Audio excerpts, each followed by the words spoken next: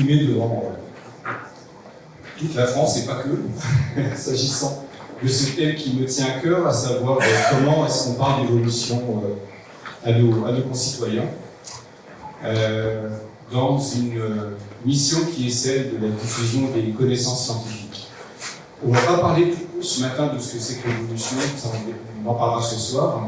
J'aimerais vous proposer un certain nombre d'enjeux qui concernent véritablement la diffusion de l'évolution pour notre citoyenneté, des enjeux qui tiennent du point de vue à des réflexes culturels qui sont présents chez le public et qui amènent à parler de l'évolution de certaine façon, mais aussi des enjeux qui tiennent aux scientifiques eux-mêmes, c'est-à-dire que l'évolution en tant que théorie scientifique est dynamique, elle est dynamique, et depuis 20-25 ans, il y a quand même pas mal de choses qui ont changé par rapport à ce que la plupart d'entre nous ont reçu à l'époque où nous étions sur les bancs du lycée ou de l'université.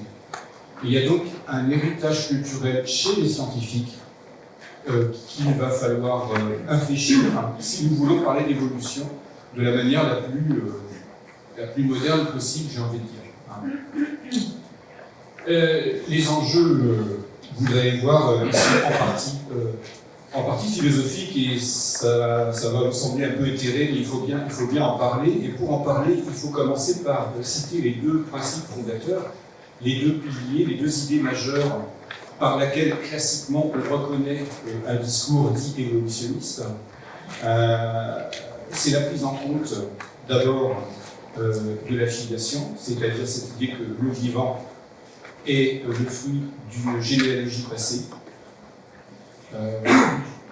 J'ai mis ici en exemple cette figure de l'origine des espèces de Charles Darwin. Qu'est-ce qui fait que je partage des traits avec un chien et un chat, des pavillons de l'oreille, un pavillon qui plie des poils par exemple? Eh bien, ces éléments qui me font ressembler au chien ou au chat, ou qui font ressembler le chien et le chat à moi, ces éléments ont une explication scientifique dans l'origine naturelle de ces éléments, de ces caractères, qui est l'ascendance commune.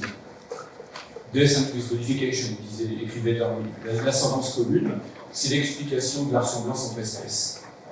Et puis le deuxième pilier, c'est ce pilier que Darwin proposait à son époque, cette hypothèse plausible de sélection naturelle qui ne sera validée sur le terrain qu'en 1898, donc après sa mort, mais la plausibilité de la sélection naturelle était déjà extrêmement bien argumentée par Charles Darwin. La sélection naturelle explique la ressemblance dans l'espèce, puisque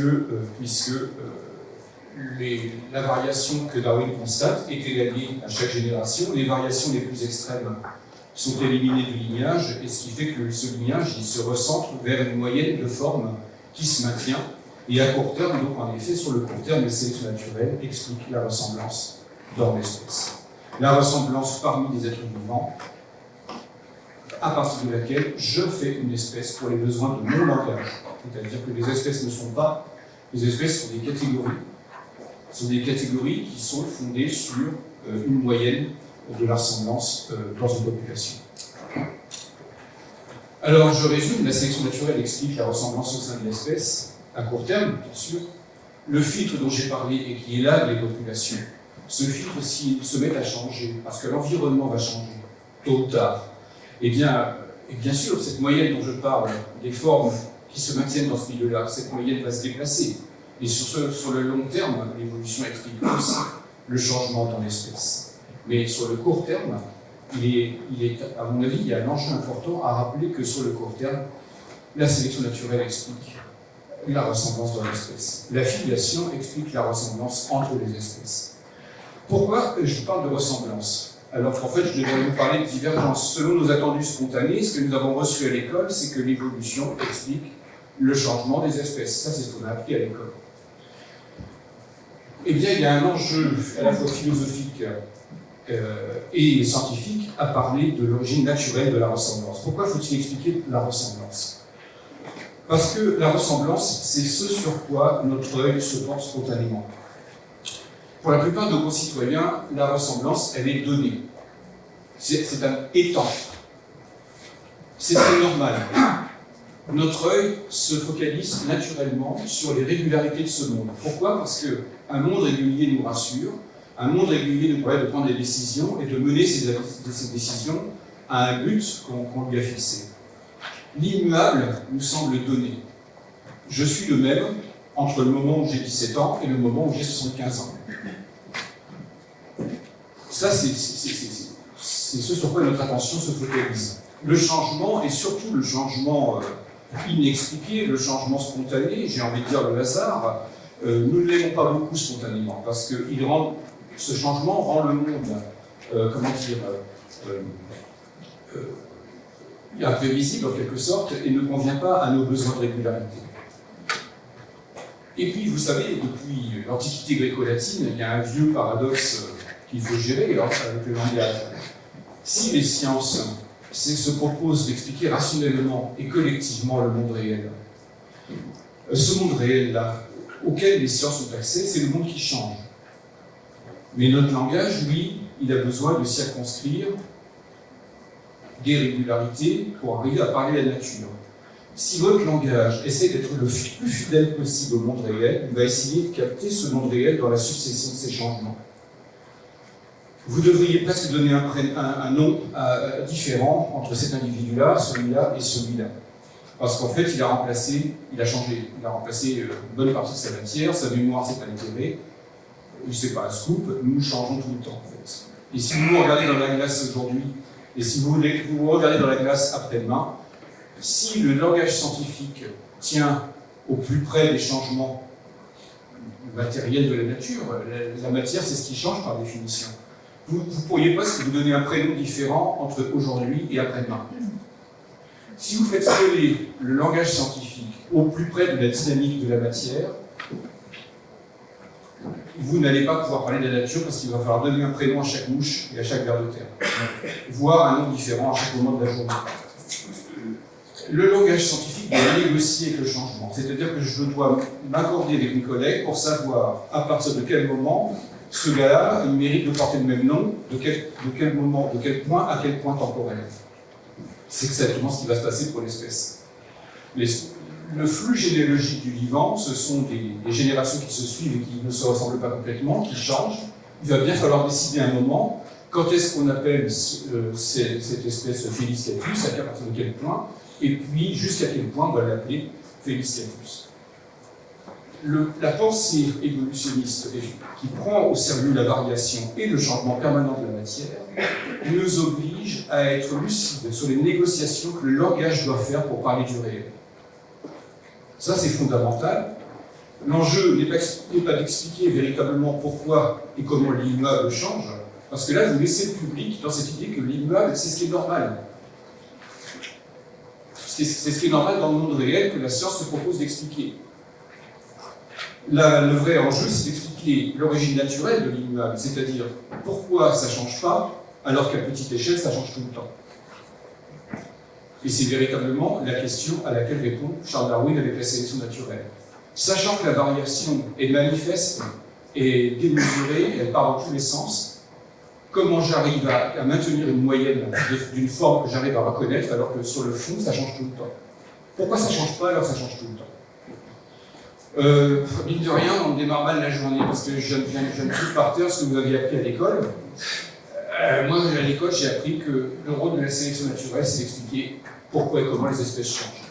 Et comme les espèces n'existent pas, la vraie question, c'est pourquoi, alors que la matière change tout le temps, et les propriétés émergentes de la matière vous font changer tout le temps, vos états mentaux changent, votre mémoire change, vos relations sociales changent, vos relations économiques changent, alors que tout change, comment se fait-il que j'ai encore des régularités? La responsabilité de la science, c'est d'expliquer pourquoi des régularités se maintiennent alors que tout change. Et voilà que derrière le mot évolution, on a un enjeu véritablement philosophique que l'histoire naturelle a dû gérer pendant son périple.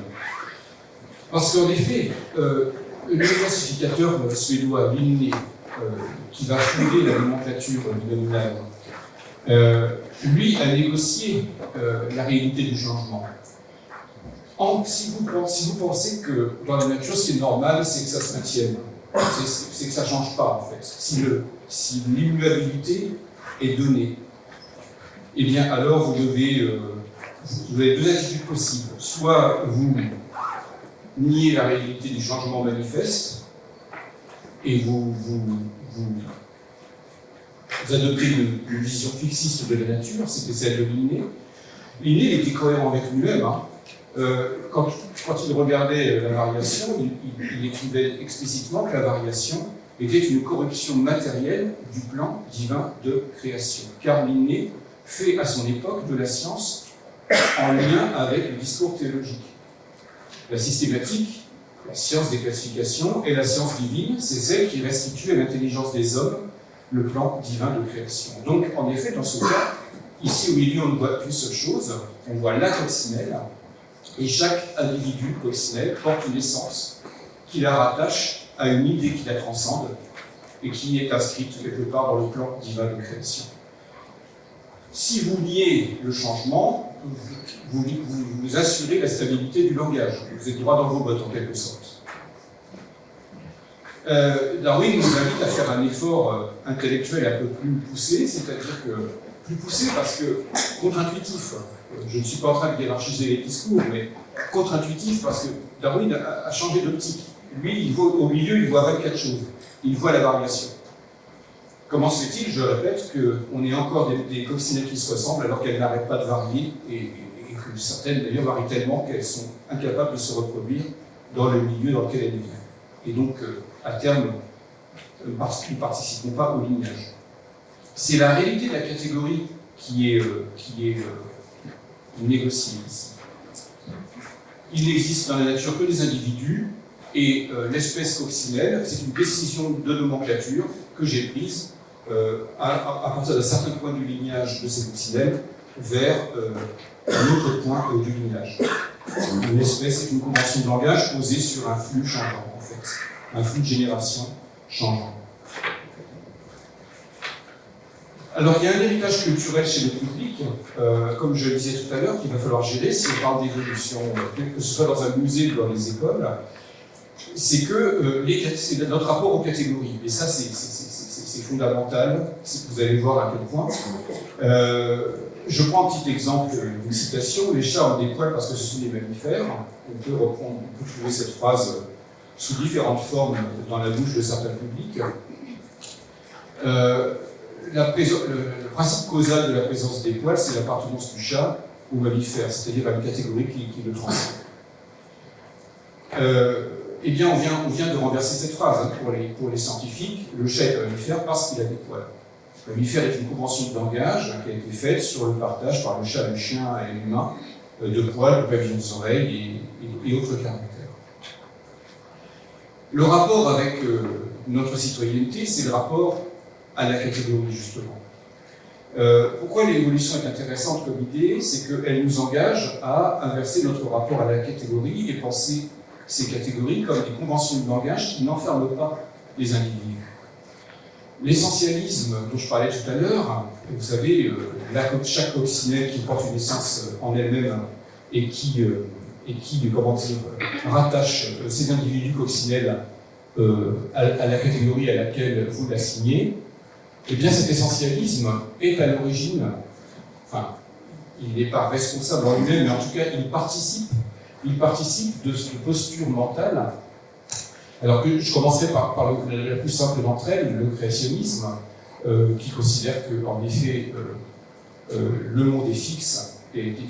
Alors il y a différentes formes de créationnisme, hein, mais le monde a été créé, certes, mais une partie de ce créationnisme considère que le monde est fixe, un petit peu comme Linné le considérait, et donc le chat a des poils parce que c'est un mammifère, les catégories transcendent en quelque sorte les objets qu'elles dessinent, mais aussi le racisme, qui est l'essentialisation d'une différence que l'on dénigre à dessein, parce que c'est un dénigrement intéressé, le racisme.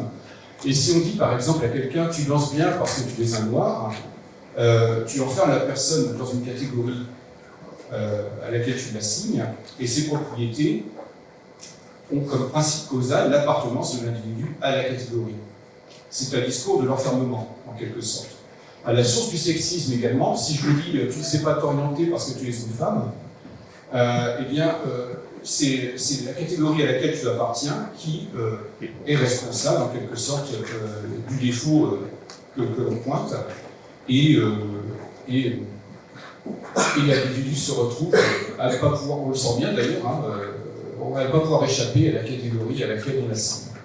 Tu ne sais pas faire deux choses à la fois parce que tu es un homme, ça c'est pour fournir un cliché, un exemple cliché symétrique. Après tout, le sexisme nous adresse également aux hommes.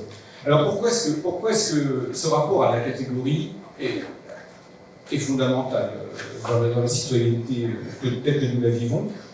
C'est pas moi qui l'invente, je trouve dans le bulletin officiel du 11 mars 2022 une annonce qui est la suivante. Le ministre de l'Éducation nationale, de la jeunesse et des sports a mis en place dans l'enseignement primaire et secondaire un label égalité filles-garçons destiné à rendre visibles les efforts des établissements scolaires pour la lutte contre toutes les formes de violences sexistes et sexuelles, la lutte contre les stéréotypes de genre et l'accès pour tous et toutes à une orientation moins genrée. Il s'agit bien là, quand je lis ce texte, d'un rapport aux catégories de connaissances, à savoir être mâle ou femelle, et une catégorie sociale qui est être un homme ou une femme. Donc ce rapport, on est en plein dans le truchement et dans le jeu du rapport aux catégories, ici, dans un enjeu citoyen qui est mais comment est-ce que l'on se voit socialement dans l'orientation qu'on va se donner pour son propre devenir. Un autre héritage culturel qui est présent chez le public, c'est finalement la projection que nous produisons systématiquement sur le vivant de nos capacités conceptrices. Les êtres vivants sont conçus pour fonctionner et la nature nous apparaît bien faite. Bien faite parce qu'elle fonctionne finalement.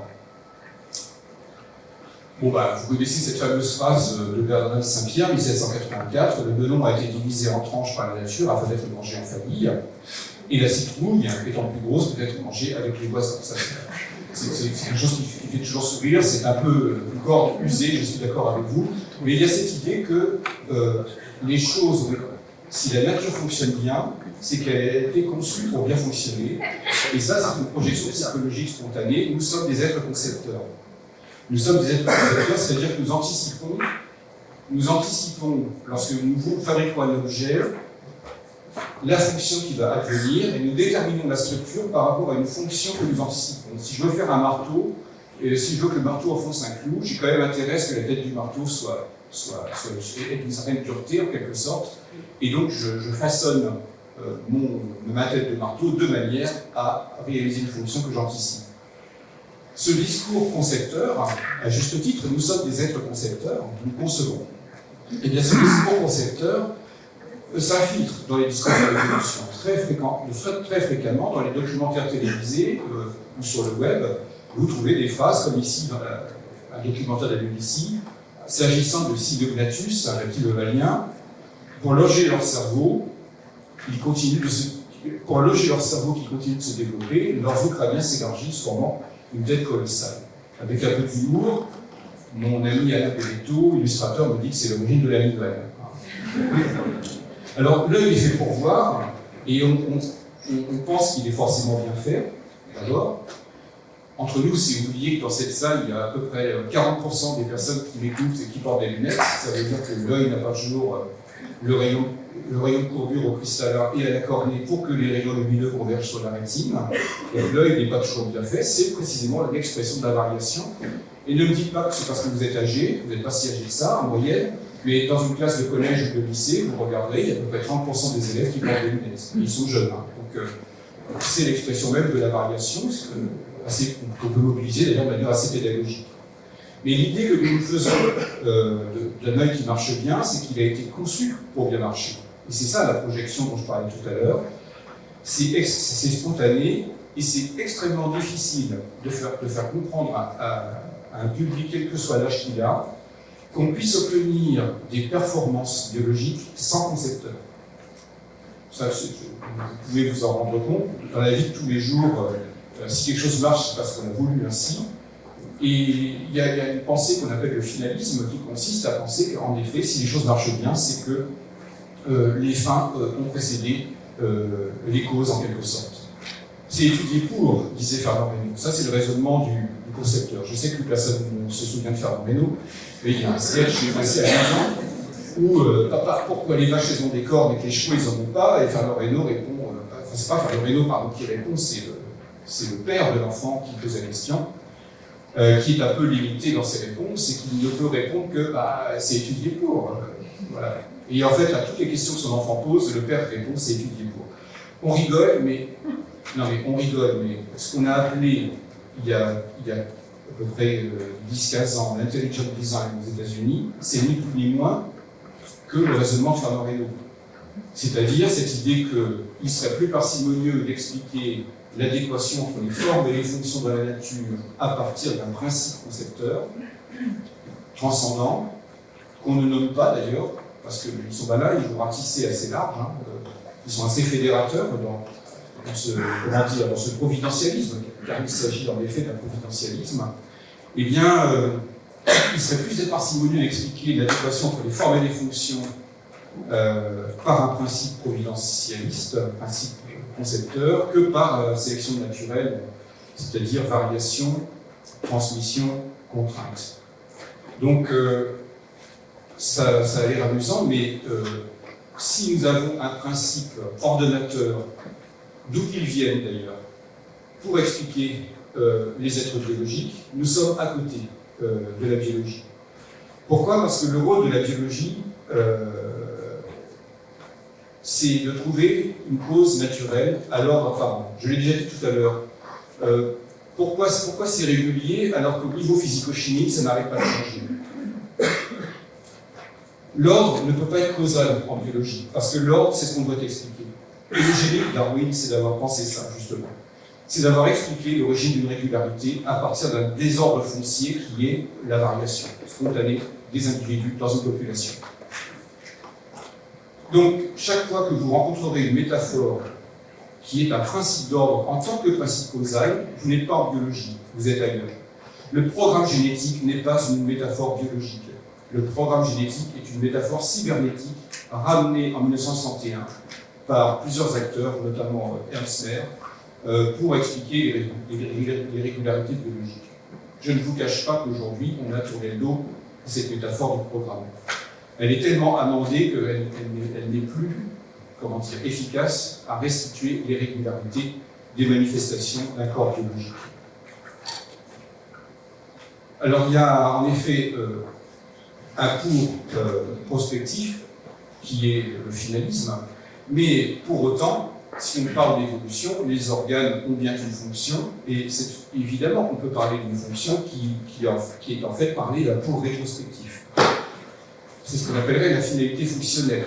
Si je dis que l'œil est fait pour voir, je ne sous-entends pas qu'il a été conçu pour cela, je sous-entends simplement que voir est la fonction de performance, enfin c'est la performance qui fait que les différents yeux dans le passé se sont maintenus jusqu'à présent. L'œil sert à voir en quelque sorte. Et là je parle du passé, c'est le principe causal de la performance de l'œil qui s'inscrit dans le lignage généalogique passé. C'est pour ça que l'œil s'est maintenu. C'est pas qu'il a été fait pour ça, c'est parce qu'il voyait qu'il s'est maintenu. D'ailleurs, quand il n'y a rien à voir, il suffit de regarder ce qui se passe dans les milieux cavernicoles, il y a perte des yeux. Rappelez-vous que la matière change tout le temps. Le soubassement biologique s'altère en permanence. Celles des fonctions associées au système visuel qui momentanément sont altérées, ou qui définitivement sont altérées, ne provoquent pas dans le milieu cavernicole la mort de celui qui le subit. Il n'y a rien à voir, il n'y a pas de photon dans le milieu cavernicole.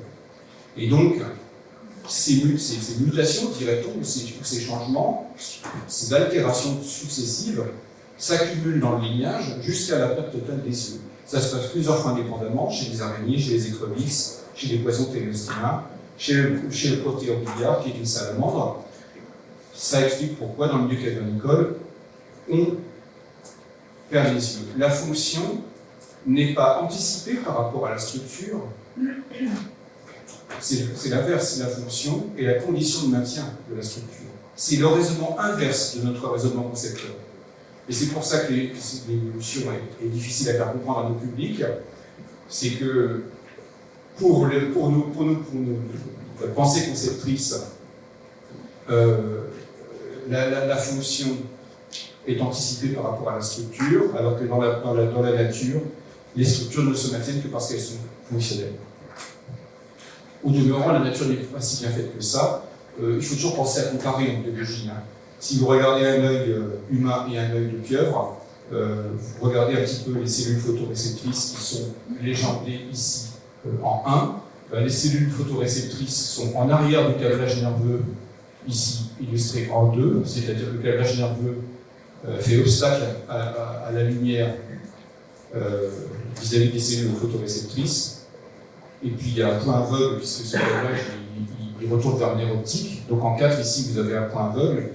Tout ça n'est pas présent dans l'œil de la pieuvre, qui, du point de vue de sa structure, et on a envie de dire plus performant, c'est-à-dire qu'en fait, il n'y a rien qui s'interpose entre l'arrivée de la lumière et les cellules photoréceptrices.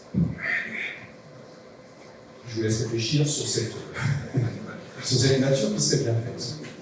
Alors, il y a aussi d'autres réflexes spontanés chez nos publics qui sont des réflexes de perception. Les chats font des chats et les chiens font des chiens, et en fait, on ne voit jamais un chat, ça vous l'entendez souvent, on ne voit jamais un chat devenir autre chose qu'un chat et un chien devenir autre chose qu'un chien. Ça, c'est une question évidemment liée à nos échecs d'observation. Hein. Nous sommes coincés dans une temporalité qui sont celles de nos sens et de notre vie, et que les espèces de grande taille, surtout chez les vertébrés, les espèces de grande taille ont besoin de temps pour stabiliser des changements dans les populations, parce qu'il y a une relation assez proportionnelle entre le temps, la taille de l'organisme et le temps de génération. Plus l'organisme est gros, plus il faut de temps pour que ces populations stabilisent des changements. Et les espèces qui changent vite, qui changent vite sont de petite taille, voire même pas tellement visibles à l'œil nu. Donc la manifestation de l'évolution à l'échelle populationnelle, elle se trouve dans une fenêtre de perception un peu aveugle pour nous, voyez, pour voir des organismes changer, des populations changer à l'échelle du temps de l'année ou de 2 ans. Il faut être un SARS-CoV-2, hein, il faut être un virus dont la particule est invisible à l'œil nu. Comme par hasard, ça marche à tous les coups. Là aussi, il y a un problème de perception. Beaucoup de nos, vous le savez, hein, de nos publics ne comprennent pas comment une solution fonctionnellement optimale peut survenir simplement par la variation. C'est l'origine de la critique produite par les think tanks conservateurs américains que j'ai cité tout à l'heure en parlant d'intelligent design. Ils n'imaginent pas comment une disposition fonctionnelle puisse survenir par hasard. Et ça, c'est oublier un fait, on l'oublie parce qu'on ne le voit pas, c'est la métaphore du cimetière invisible, c'est-à-dire que le nombre d'essais-erreurs, si je peux le dire comme ça, que produit la variation, le nombre d'individus que chaque génération produit et qui n'arriveront pas au stade adulte est phénoménal. Alors, à titre d'exemple, et pour aller vite, je cite souvent cette rascasse dont chaque femelle a dans une ponte 47 millions d'œufs fécondés pour une seule ponte. Et puis le score, ne parlait que des vertébrés, hein, le score chez le poisson lune a 300 millions d'œufs pour une ponte de poisson lune. Imaginez que si chacun de ces œufs atteignait le stade adulte, la mer serait vite remplie de poissons lunes. On ne voit pas ce cimetière invisible. L'énorme majorité des productions de la nature va disparaître en fait. Et ça nous ramène à un élément aussi auquel il faut s'acculturer et qui participe de la résistance de nos publics à l'évolution, c'est que la mort fait partie de la vie. Pour qu'un lignage se maintienne, il faut qu'il y ait des morts. C'est trivial à dire, mais il faut toujours le rappeler. Comme nous sommes égocentrés, pour nous, la mort est un scandale. Et je comprends très bien d'ailleurs. J'ai pas envie de voir mourir ce que j'aime, et je n'ai pas envie de mourir. Mais évidemment, l'exercice intellectuel que la science vous demande de faire à chaque fois, c'est de vous extirper de notre centralité à nous-mêmes et de prendre du recul en quelque sorte, et de raisonner à l'échelle de la population. Pour qu'une population se maintienne dans le temps, comme les individus s'usent, il faut qu'ils soient remplacés. Ou dit autrement, s'ils ne se remplacent pas, de toute façon, le lignage s'éteint. Donc les lignages qui arrivent jusqu'à nous ne sont arrivés à nous que parce qu'il y a eu des morts. Et des vivants, bien sûr, je vous l'accorde. Mais si vous oubliez ce cimetière invisible, vous ne comprenez pas pourquoi des solutions fonctionnelles peuvent survenir juste par hasard. C'est parce qu'il y a eu plein, évidemment, une loterie énorme. Maupertuis avait déjà vu ça, en 1754, dans l'essai de Cosmogonie. Il y a un très beau texte qui le dit. La nature ne serait-elle pas le fruit de combinaisons fortuites, dont la plupart sont mortes parce qu'elles ne sont pas propices à la survie de ceux qui les manifestent, et quelques-uns étaient pourvus de manière, quelques-uns par hasard sont pourvus de manière à ce qu'ils puissent se reproduire, et c'est ça qui se maintient dans le lignage, quelque sorte. Alors, un autre motif culturel qui est une résistance aussi, qui participe des résistances à nos publics à comprendre l'évolution, c'est que dans l'héritage des trois monothéismes, nous ne sommes pas des animaux. En fait. L'animal est un repoussoir en quelque sorte. L'humain est parfait contre un animal qui, lui, n'est jamais défini. Donc on a une culture de la coupure et qu'on trouve encore aujourd'hui très répandue dans la philosophie francophone. Je ne vous citerai pas, parce qu'on n'a pas le temps, les textes que j'ai pu trouver sur le rapport à l'animal ou le rapport au singe, écrits par les philosophes d'aujourd'hui. Luc Ferry, pour ne pas le citer. Vous irez voir son texte dans Figaro Magazine du 7 août 2014. La coupure par rapport au singe est une césure irrémédiable. L'homme se surdéfinit, est obsédé par le propre de l'homme contre un animal qui, lui, n'est jamais défini. Les scientifiques, eux, raisonnent en partage emboîté. Et ça, vous pouvez vous douter que dans les problématiques environnementales qui sont celles d'aujourd'hui, il est essentiel culturellement de réinsérer l'humain en nature, pour qu'il se sente non seulement participer des écosystèmes, mais aussi n'ait pas ni de fierté spéciale, ni d'humiliation spéciale à ce qu'on lui explique une origine naturelle de notre propre lignage. Et donc ce partage se mettre en catégorie avec la nature, sachant que les catégories n'enferment pas, vous l'avez vu, en biologie, les catégories sont conventionnelles, elles se négocient en quelque sorte. Se mettre en catégorie avec la nature n'est pas nous enfermer dans la nature, c'est nous simplement nous y enraciner et renouer avec elle. Alors quel rapport avec notre citoyenneté? Eh bien, s'inclure dans la biodiversité, ça me paraît un enjeu culturel que nos enseignants d'ailleurs ont déjà bien compris. L'évolution participe de l'inscription de l'élève dans une nature avec laquelle il va peut-être acquérir un peu plus d'empathie, en tout cas se comporter un peu moins comme un prédateur. Et ça a une incidence, évidemment, pour plus tard, pour ce que sera le futur élève, ou même dès maintenant pour les adultes, ça a une incidence concernant les modes de production agricole, s'enraciner en nature, et puis évidemment, ça a une incidence sanitaire.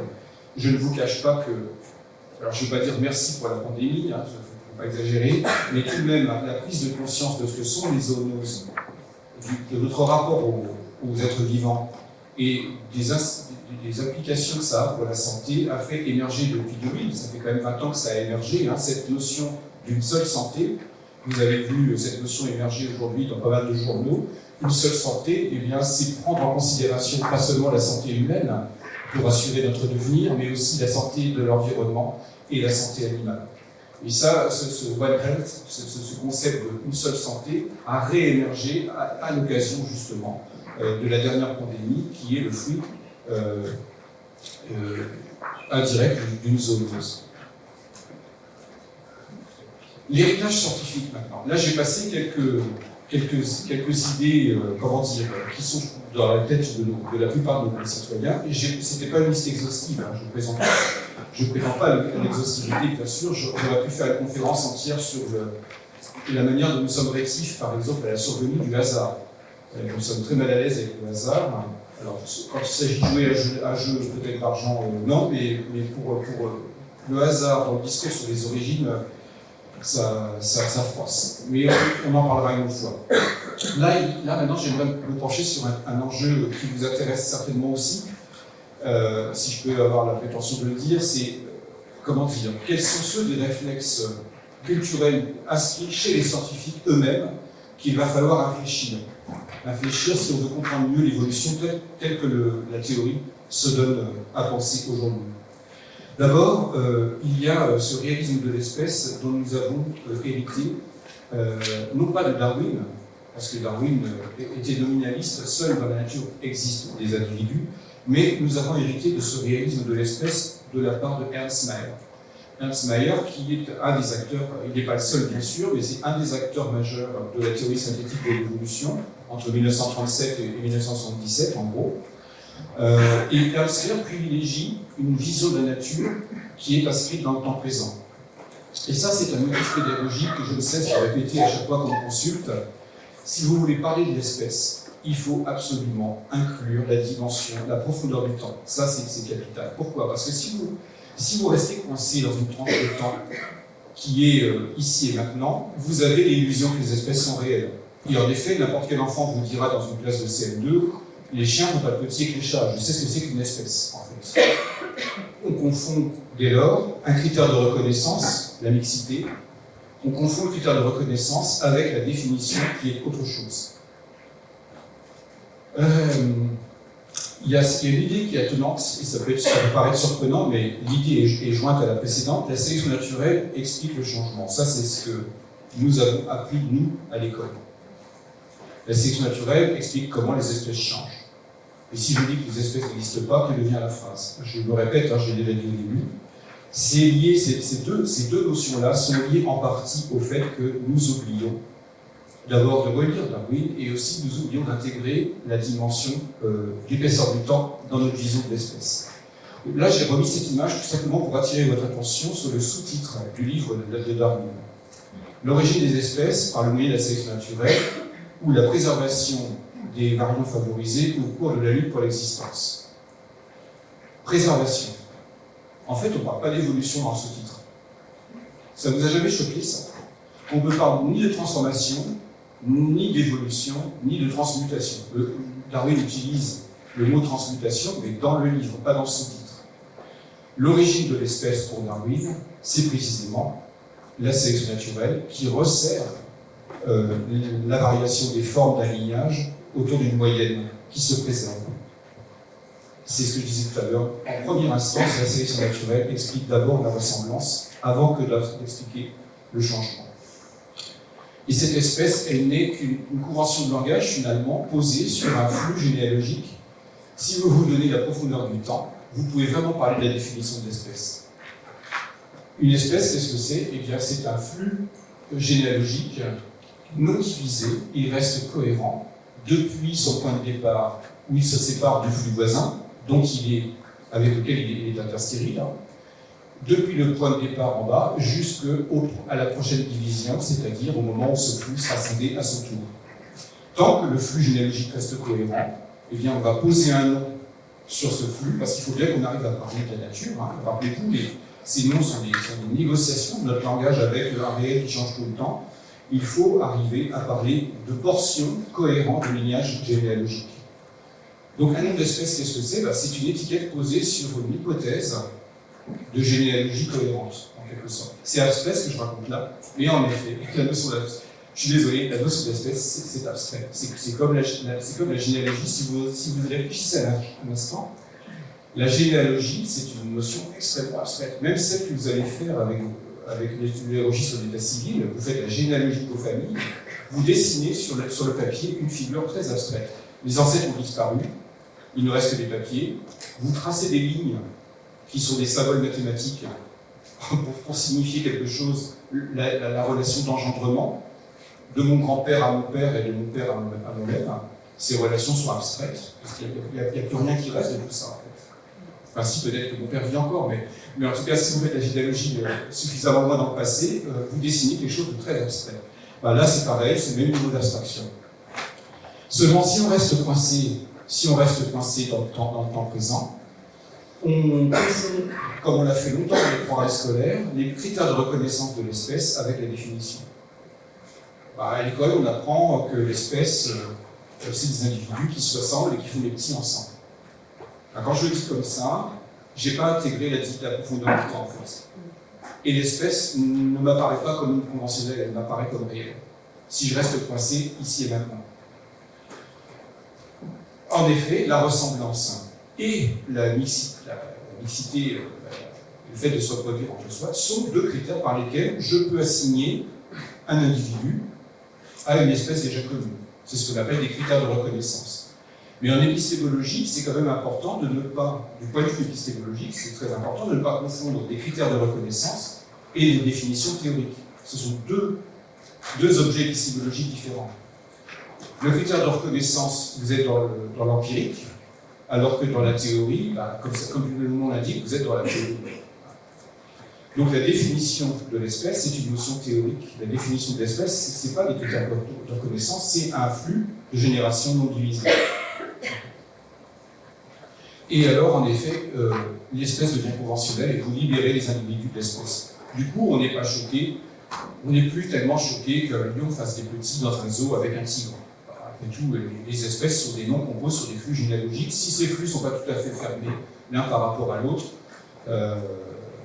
c'est pas tant un scandale. On n'est pas choqué que Néandertal soit un cas fécond avec Sapiens sapiens.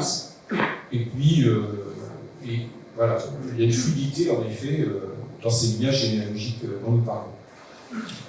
Pour les conséquences vont extrêmement loin. Si ce petit tableau essaye de restituer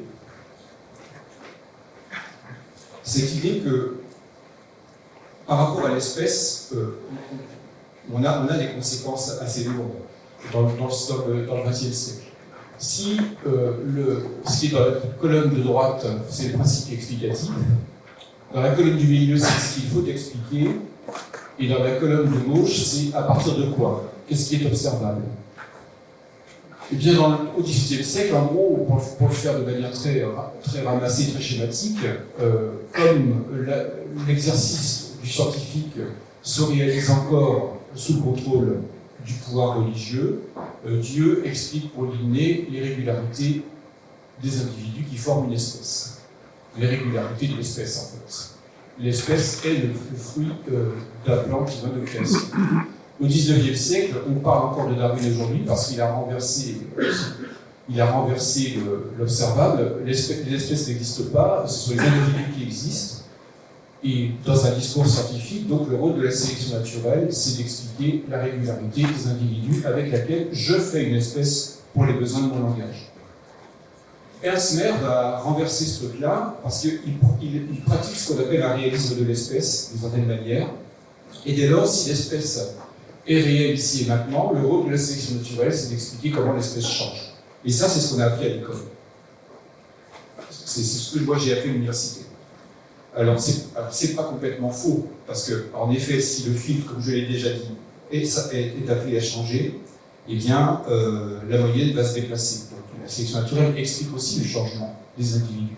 Mais je ne retournerai pas pour autant jusqu'à Ernst Mayr en considérant que l'espèce est un observable qui a une cohérence dans le monde réel.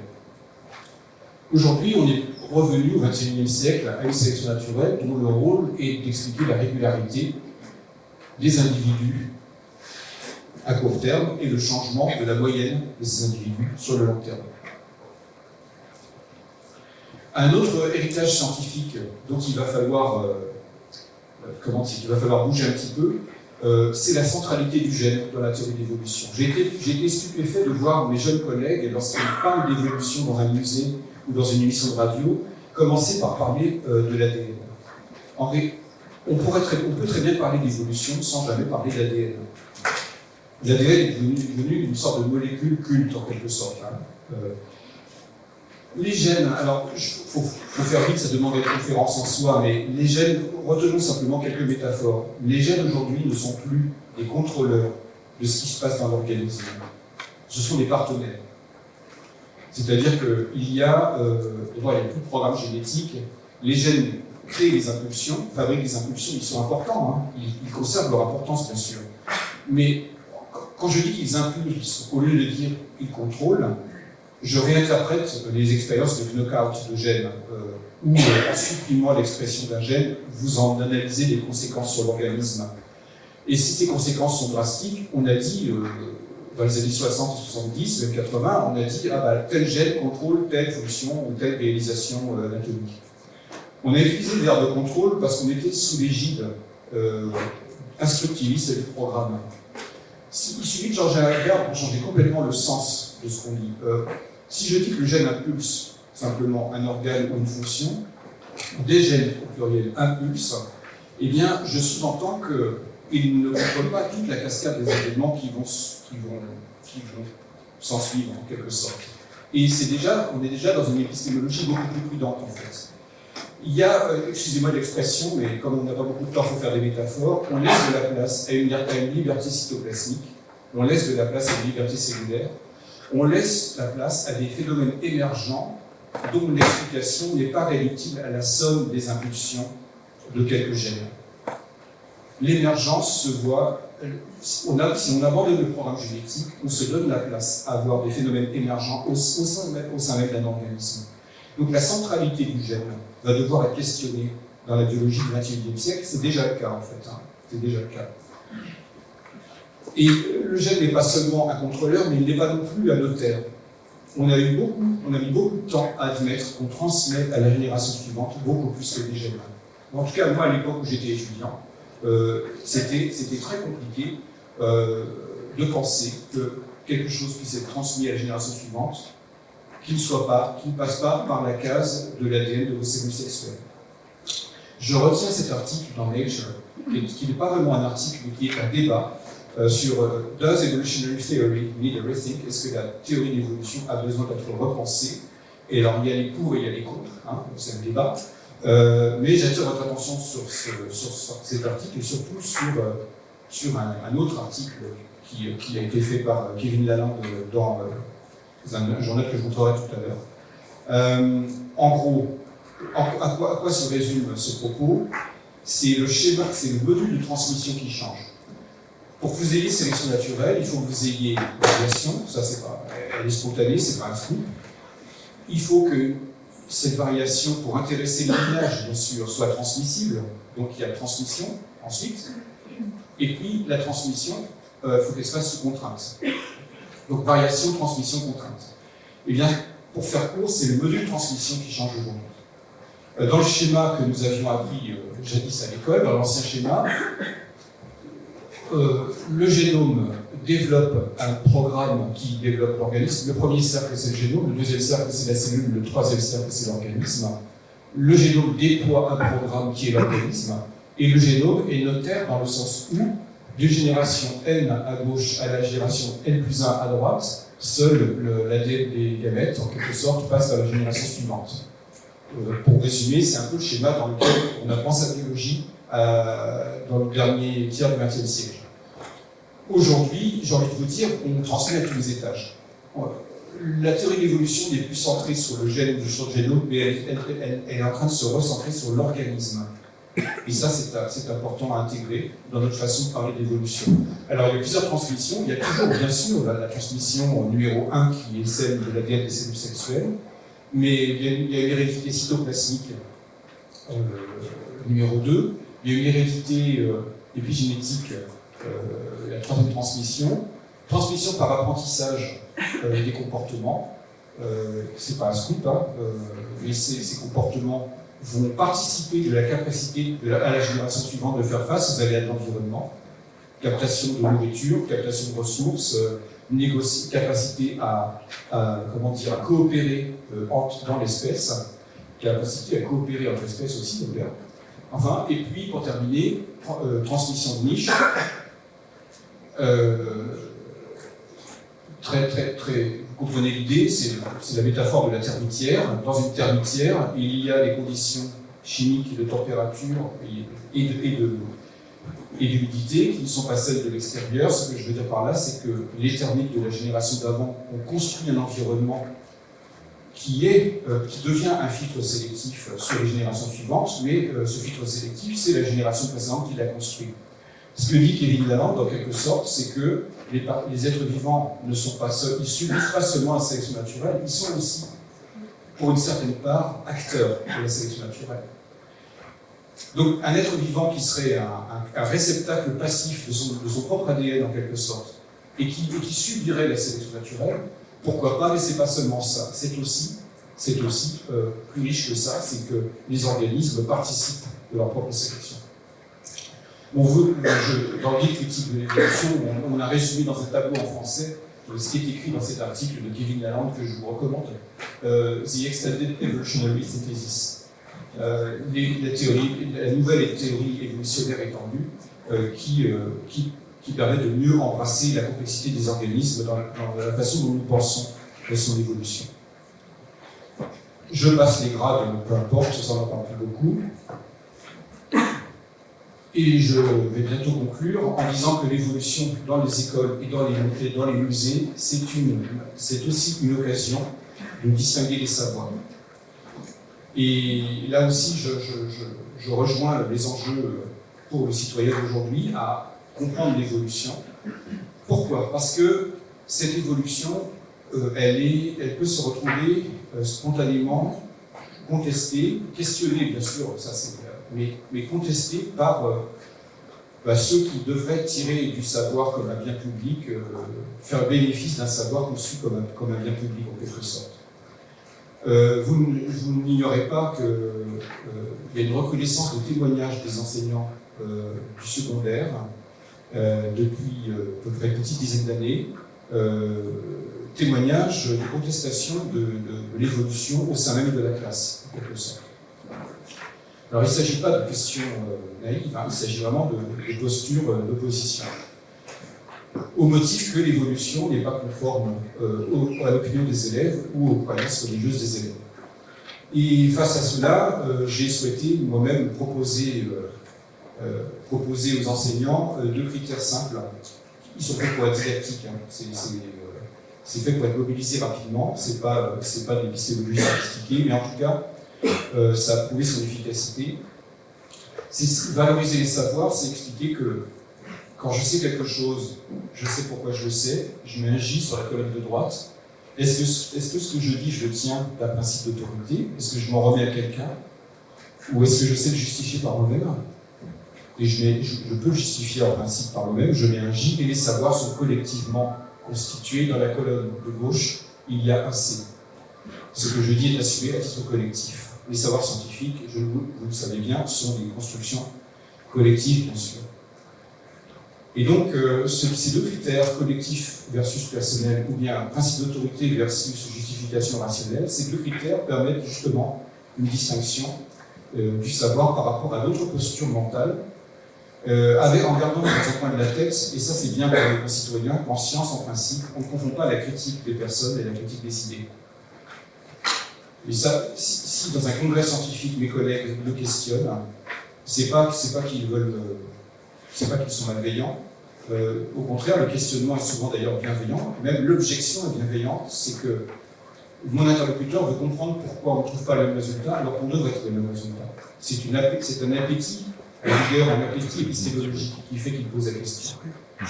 En principe, les humains sont faillibles, nous le savons tous, mais en principe, l'horizon éthique d'un savoir scientifique, c'est de ne pas confondre déjà, premièrement, la critique des idées et la critique des personnes. Et ça s'étend au-delà de la science. C'est un régime éthique dans le travail des scientifiques, mais dans un parlement, par exemple, vous pourriez souhaiter qu'il en soit ainsi. Dans un parlement, ne pas confondre la critique des idées et la critique des personnes, on est là pour échanger des idées, précisément, et pas pour se faire la guerre. Et bien, cette distinction, elle se réalise par rapport à la confiance que je peux faire en quelqu'un qui me parle d'astrophysique. Je ne suis pas compétent en astrophysique. Ma confiance, c'est la mienne, et je la donne, c'est un A ici, à un astrophysicien qui, pour moi, fait autorité. Nous avons besoin de nous faire confiance pour faire société commune. Et donc, la posture de confiance, ma croyance, elle vient du fait que j'ai fait confiance à quelqu'un ou à quelque chose. Et donc, l'espace de la classe ou l'espace du musée sont des espaces complexes. Ce sont des espaces complexes parce que le contenu de ce qui est donné, c'est du savoir. Mais dans un premier temps, nos publics, on leur demande de faire confiance. La première attitude pour tirer bénéfice d'un bien public qui est la transmission du savoir, la première attitude, c'est une attitude de crédule consentant et temporaire. J'espère que quand je parle à un public, ils me croient. C'est-à-dire, j'espère qu'ils me font confiance, en quelque sorte. Et donc, cette croyance-là, que je distinguerai évidemment d'une croyance religieuse qui, elle, est plus regroupée autour d'un collectif, soudé par des co-religionnaires qui croient la même chose, cette croyance-là, elle est, en tant qu'attitude de confiance, elle est bonne pour faire société commune, Et je crois que le lieu d'un musée ou le lieu d'une école, c'est un lieu propice pour faire comprendre ces distinctions et surtout faire valoir le savoir. Merci pour votre attention.